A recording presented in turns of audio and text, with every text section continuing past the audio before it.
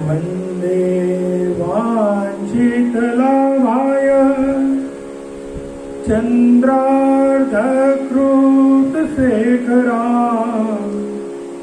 वृषारूढां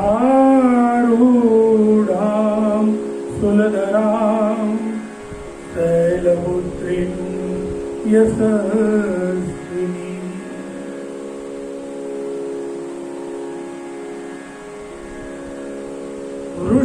वृषभ के ऊपर आरूढ़ जिनके बाल प्रदेश में अर्धचंद्र धारण किया हुआ है, अपने दाहिने हाथ में त्रिशूल और बाएं हाथ में कमल का पुष्प लिए हुए हैं।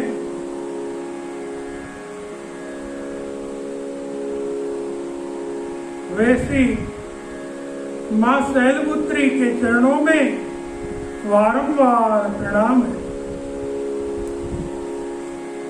आज नवरात्र का प्रथम दिन मां शैलपुत्री की पूजा का दिन है। आज के दिन की अधिष्ठात्री मां शैलपुत्री है। शैल माने पर्वत और पुत्री माने कन्या। आज माता कन्या के स्वरूप में दर्शन दे रही है।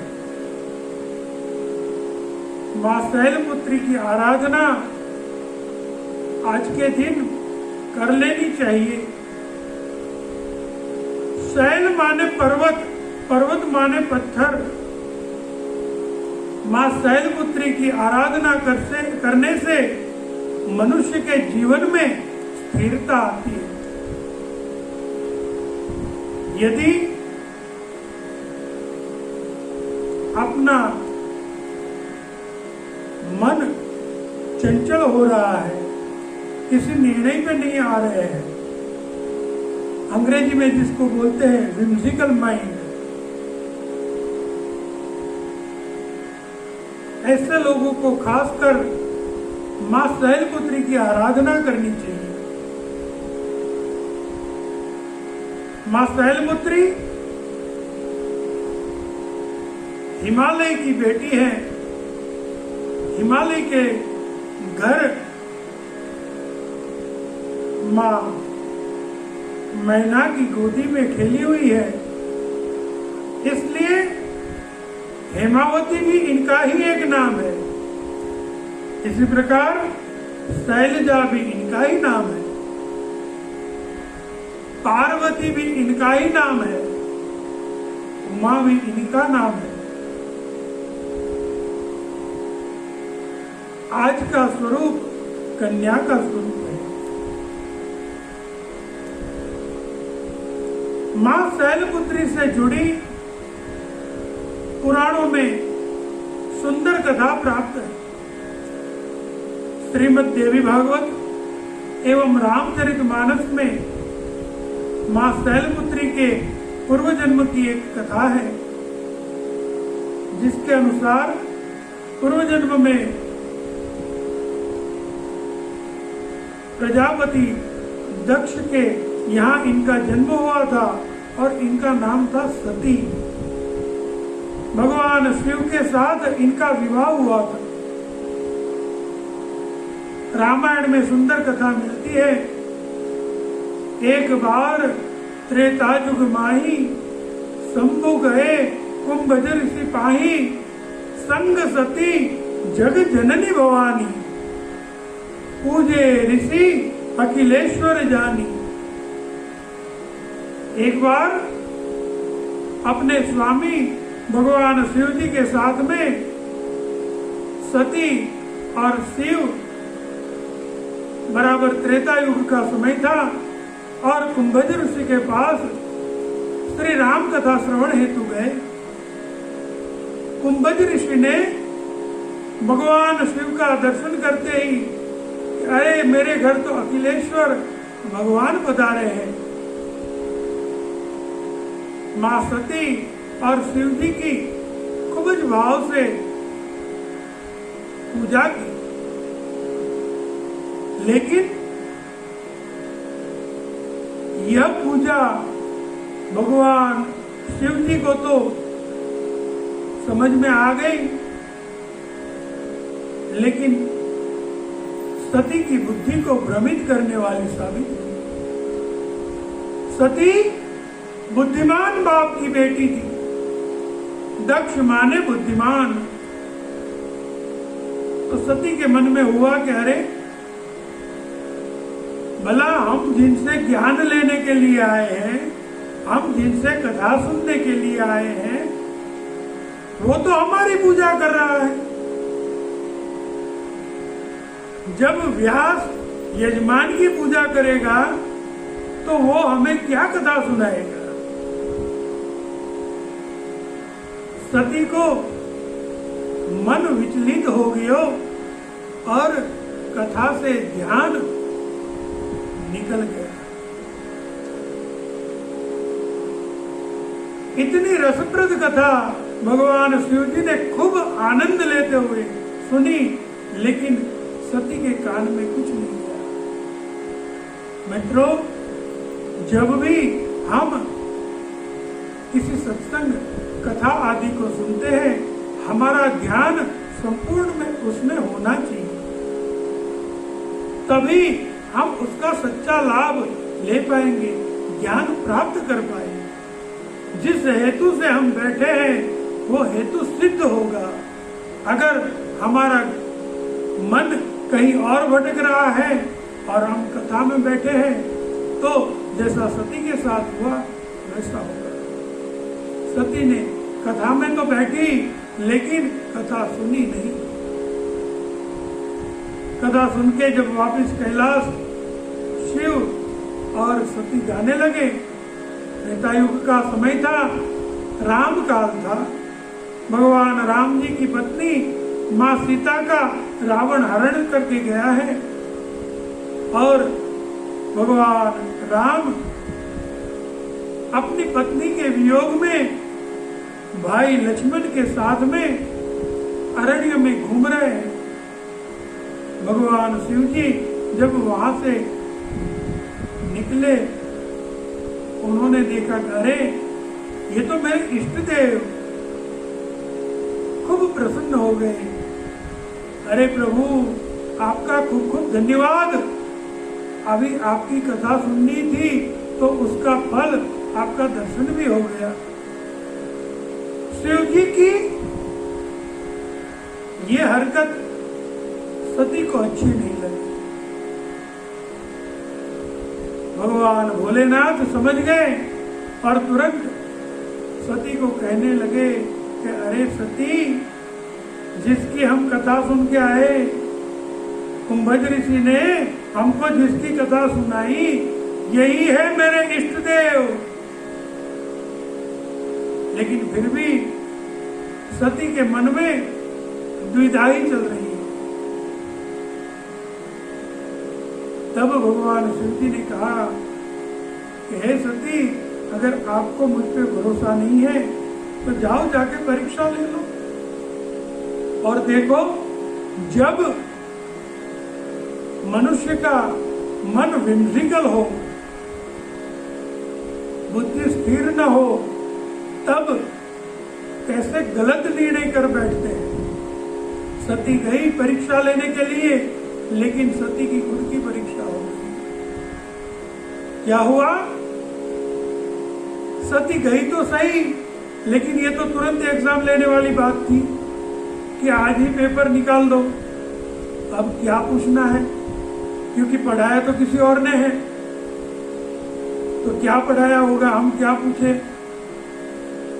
सती ने सोचा कि जो मनुष्य अपने पात्र के पीछे इतना पागल हुआ घूम रहा है, इनकी पत्नी का हरण हो गया है, अगर इनकी पत्नी इनको मिल जाए तब तो ये प्रसन्न हो जाएंगे। बिना कुछ सोचे हुए तुरंत सती ने सीता का रूप ले लिया। राम और लक्ष्मण जो रास्ते से सीता को ढूंढने आ रहे हैं, सती वही रास्ते से सामने चल पड़ी। भगवान राम जी ने सती को पहचान लिया और सती को पूछने लगी, अरे माँ सती, आप यहाँ पे, हमारे बाबा भोलेनाथ किधर है? आप अकेली ये भयंकर वन में घूम रही है? अरे यहाँ तो निशाचर घूमते हैं। हम लोग थोड़े समय के लिए हमारी पर्णकुटी से दूर गए तो मेरी पत्नी का एक निशाचर ने हरण कर लिया। आपको ऐसे अकेले नहीं घूमना चाहिए। भगवान की बात सुन सती लज्जा गई। अरे ये तो सब जानते हैं। सती शर्मा गई, कहने लगी कि नहीं, बस मैं आपका दर्शन नजदीक से करना चाहती थी इसलिए आ गई। शिव जी भी बैठे हुए हैं, अच्छा मैं चलती हूँ। तुरंत वहां से भाग खड़ी हुई, लेकिन भगवान राम जी ने थोड़ी सी झलक दिखला दी। सती को हर ओर सीताराम का दर्शन होने लगा। भगवान रामचंद्र वहां से आगे बढ़ गए, तब जाके सती वहां से शिव जी के पास आई। भगवान शिव जी ने पूछा, सती परीक्षा ले ली? तो सती झूठ बोली। देखो, डरा हुआ आदमी ही झूठ बोलता है। जब इंसान को पता चल जाए कि मैंने गलती किया है तो माफी मांग लेना चाहिए, लेकिन अहंकारी मनुष्य माफी मांगने से इतराता है और गलती कर बैठा है। सती ने कहा कि नहीं नहीं, परीक्षा क्या लेना, जब आपने बोल दिया आपके इष्ट देव है तो फिर है। ये तो आपने थोड़े दूर से दर्शन किए, मैं थोड़ा नजदीक गई, और कुछ बात नहीं। भगवान शिव जी को लगा कि अरे ये क्या बोल रही है। तब तक भगवान शिव जी अपने ध्यान में थे, लेकिन जब सती ने ऐसा जवाब दिया तब भगवान शिव जी ने उनकी ओर ध्यान से देखा तो सती ने सीता का रूप अभी भी ऐसा ही रखा था। भगवान शिव जी को पता चल गया। अब भगवान शिव जी द्विधा में पड़ गए। क्यों? क्योंकि राम मेरे इष्ट देव है, सीता मेरी माता है। मैं सीता को मेरी माता समझता हूँ, इसने तो मेरी माता का स्वरूप ले लिया, अब मैं माता को पत्नी थोड़ी बना सकता हूँ। ये तो गलत बात है, क्या किया जाए? इसका त्याग करना पड़ेगा। यही तन सती भेंट मोही नाही। अब इस शरीर से सती की भेंट नहीं हो सकती। लेकिन भगवान शिव जी ने सोचा कि इसको बताने से क्या फायदा है, खामखा ये भी दुखी होगी। तो उन्होंने ये प्रतिज्ञा अपने मन में रखी और जय सच्चिदानंद करके कैलाश की ओर बढ़ गए। शिव जी कैलाश में आए, सती उनके बाजू में बैठने गई। भगवान शिव जी ने सामने आसन दे दिया, यहाँ बैठो। सती समझ गई कि मैं स्थान भ्रष्ट हुई हूं। भगवान शिव जी को समाधि लग गई, लागी समाधि अखंड अपारा। जब भगवान शिव जी की समाधि खुली, उसी समय दक्ष प्रजापति ने एक यज्ञ का आयोजन किया और इस यज्ञ का आयोजन यज्ञ में से शिव जी का भाग मिटाने के लिए किया गया था। इसलिए सारे देवताओं को आमंत्रित किया गया, लेकिन भगवान शिव जी और सती को आमंत्रित नहीं किया गया। सब देवता अपने अपने विमान लेके कनखल में यज्ञ में सम्मिलित होने जा रहे थे। वैसे तो कनखल डायरेक्ट जा सकते हैं, लेकिन हमें आमंत्रण मिला है, आपको आमंत्रण नहीं मिला है।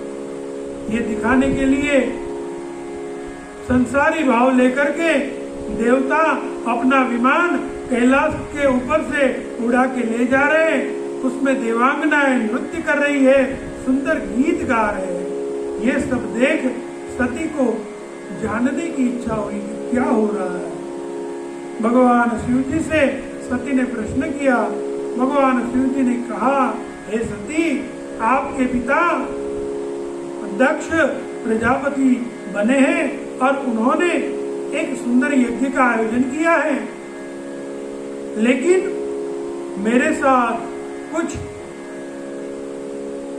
अणबनाव होने की वजह से उन्होंने मेरे कारण आपको भी निमंत्रित नहीं किया है। सती बोली कि हे प्रभु, यदि आपकी आज्ञा हो तो मुझे यज्ञ देखने जाना है, इसी बहाने मेरी माता से, बहनों से मैं मिल लूं। भगवान शिव जी ने कहा,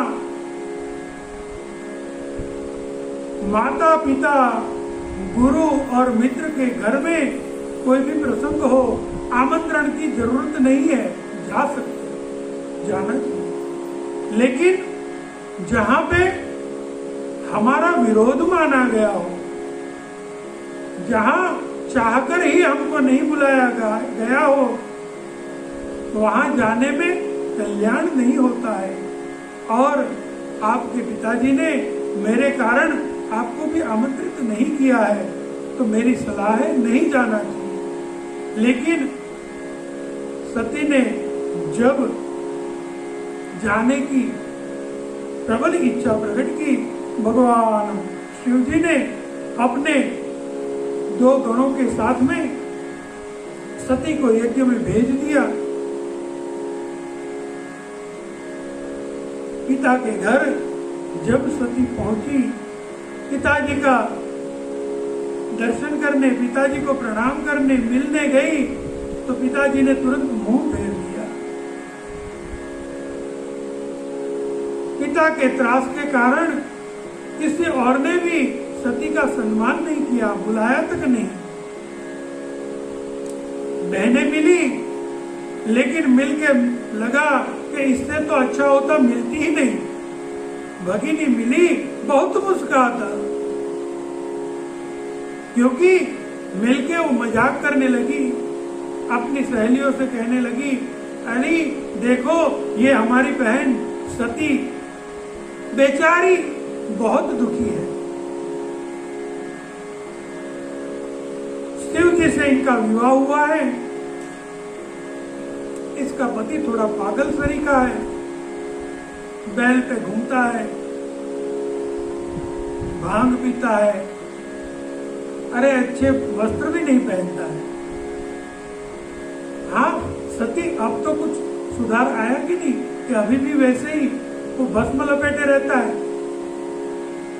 सती को बहुत बुरा लग रहा था, भगवान शिव जी की निंदा हो रही।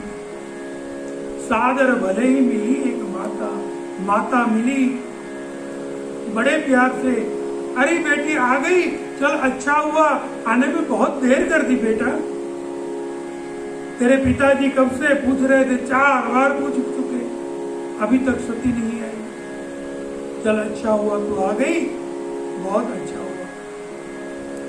सती सब समझती है।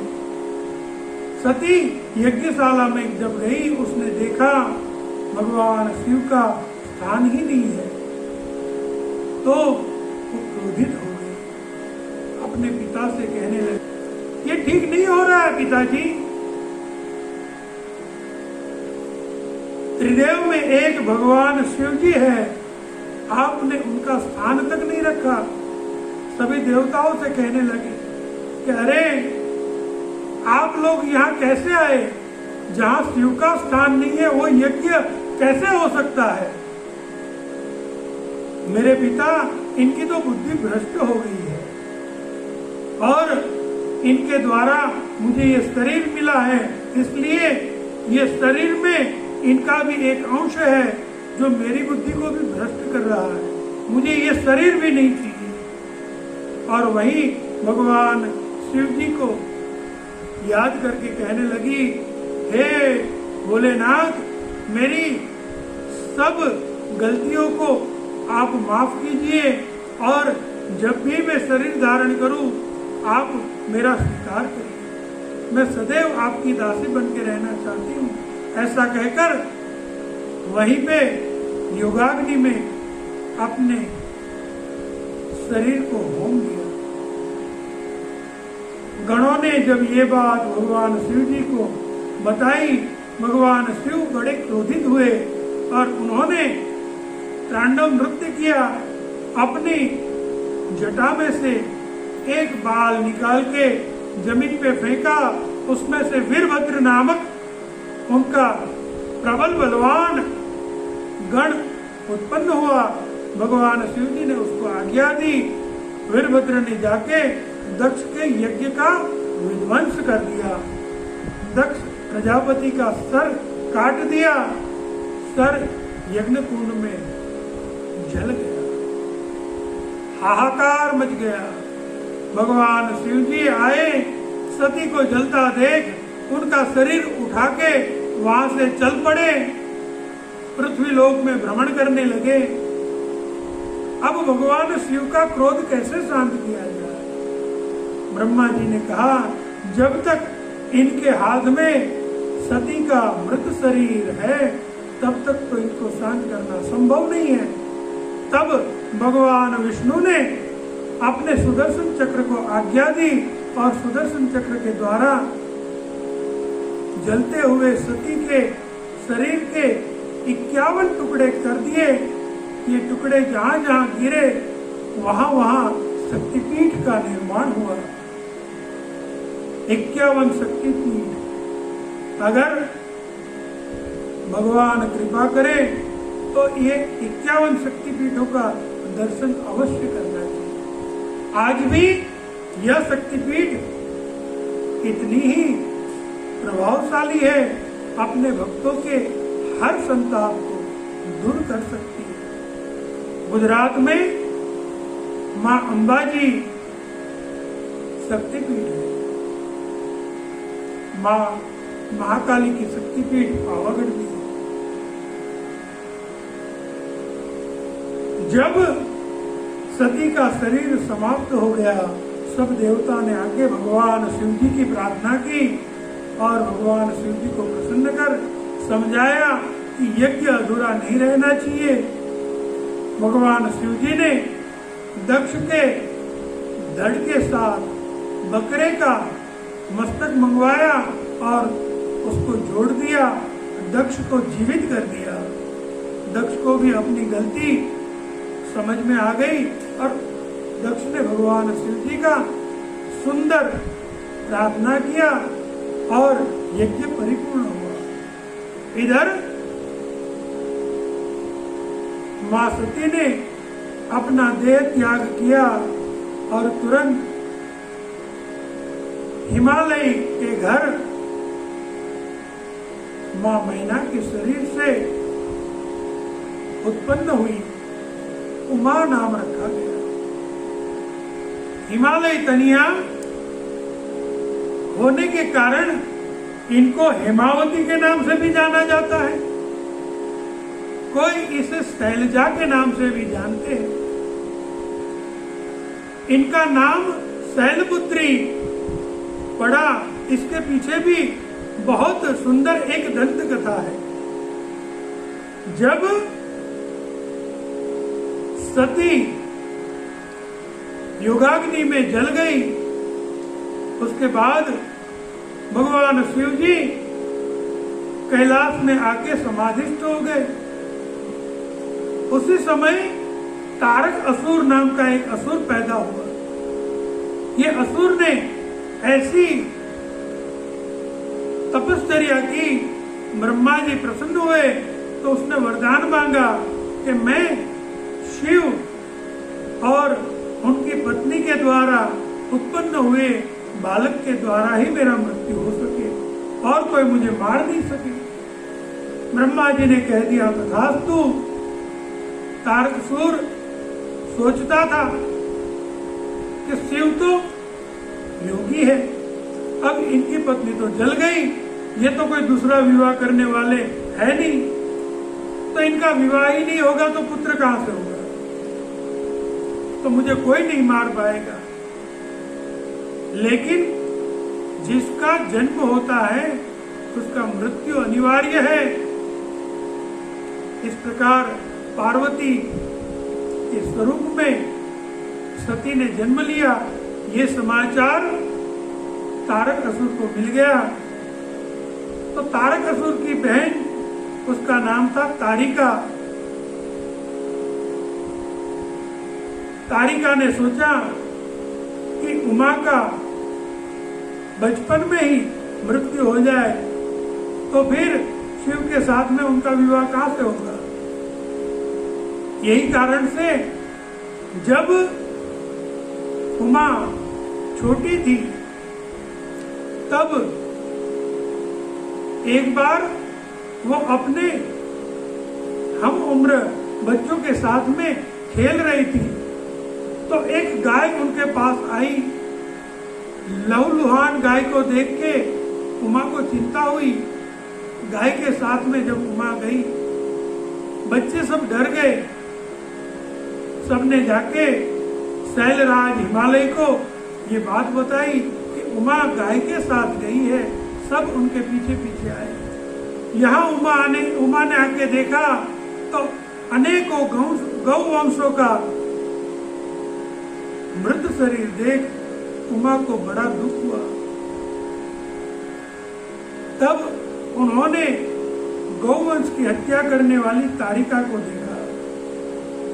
अब तारिका के साथ में युद्ध कैसे किया जाए।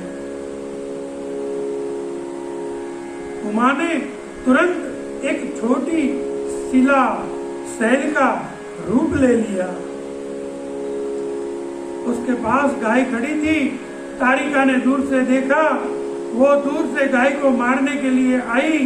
उसी समय शैल स्वरूपिणी उमा ने तो छोटे पर्वत में से अनेक टुकड़े हो गए और वो सब तारिका के ऊपर गिर गए। तारिका का मृत्यु हुआ। गौवंश की रक्षा हुई। सब गौवंश खूब प्रसन्न हुए। गौवंश की रक्षा हुई। नजदीक में सरोवर में सुंदर कमल का फूल खिला हुआ था। गाय दौड़ के वहां गई, वो कमल का फूल लाकर उमा को दिया। जब उमा ने छोटे पर्वत का रूप लिया था और तारिका को मारा, ये देख पर्वतराज हिमालय, मैना और सब देवतागण उन्होंने उमा का जयकारा लगाया। बोल श्री शैलपुत्री मात की। बड़े शैल को पर्वत कहा जाता है। माता ने छोटी शैल का रूप लिया था, इसलिए उसको शैलपुत्री कहा गया। इस प्रकार मां शैलपुत्री का वृतांत आपने सुना। शैलपुत्री की आराधना करने के लिए सुंदर छोटा सा मंत्र है। ओम शं शैलपुत्री देव्ये नमः। ये इस मंत्र की कम से कम 1 या फिर 108 माला करके अनुष्ठान करना चाहिए। मां शैलपुत्री श्वेत रंग को बहुत ही पसंद करती है, इसलिए माता की पूजा में श्वेत पुष्प, श्वेत भोजन पदार्थ और श्वेत वस्त्र का दान करने से माता की असीम अनुकंपा प्राप्त होती है। व्हिम्सिकल माइंड स्टेडी होता है, स्थिर होता है। नवरात्रि के 9 दिन 9 शक्ति की उपासना का दिन है। आज हम शैलपुत्री के वर्णन को सुने। कल मां ब्रह्मचारिणी इनका दिन है, कल की अधिष्ठात्री वो है, तो कल उनकी कथा भी हम सुनेंगे। इसी प्रकार देखिए मेरे भाई बहन, समय बलवान है। समय को पहचान के समय का सदुपयोग कर लेना चाहिए। नवरात्रि का पावन पर्व शक्ति की उपासना के लिए। हमारी ये कोशिश रहेगी कि नव दुर्गा का स्वरूप आपको सुव्यवस्थित शास्त्र आज्ञा अनुसार बता पाए। यदि किसी कारणवश प्रवास में है, कोई ऐसा कारण है कि आप मां शैलपुत्री की पूजा नहीं कर पा रहे हैं, तो माता की कथा ध्यान से सुनेंगे तो आपको मानसिक पूजा का लाभ मिलेगा। इसका फल भी अनन्य है। अवश्य दिन में एक बार जब भी समय मिले ये कथा को संपूर्ण श्रवण करें और अपने स्नेही मित्रों को भी ये श्रवण करने के लिए प्रेरित करें।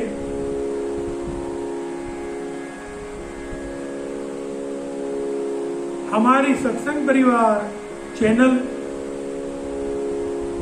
आपने अभी भी अगर सब्सक्राइब न की है तो कृपया अभी तुरंत ही इसको अवश्य सब्सक्राइब करें और बेल आइकन भी जरूर दबावें ताकि हमारे हर एक वीडियो आपके पास तुरंत ही पहुंच जाए। यदि आपको हमारी ये चैनल पसंद आई, ये वीडियो आपको अच्छा लगा तो जरूर लाइक कीजिए, कमेंट में जय माता दी अवश्य लिखिए। यदि आप चाहते हैं कि इसको और अच्छा कर सकते हैं तो आपके सुझाव अवश्य हमें भेजें, हम कोशिश करेंगे।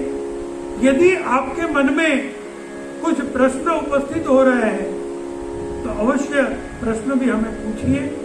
हम हमारे गुरु जी के चरणारविंद में बैठ के शास्त्रों के श्रवण से और शास्त्र के माध्यम से जो योग्य उत्तर होगा आप तक पहुंचाने की प्रयास करेंगे। तो आज के सत्र को यही विराम देते हैं। कल मां ब्रह्मचारिणी की कथा सुनेंगे।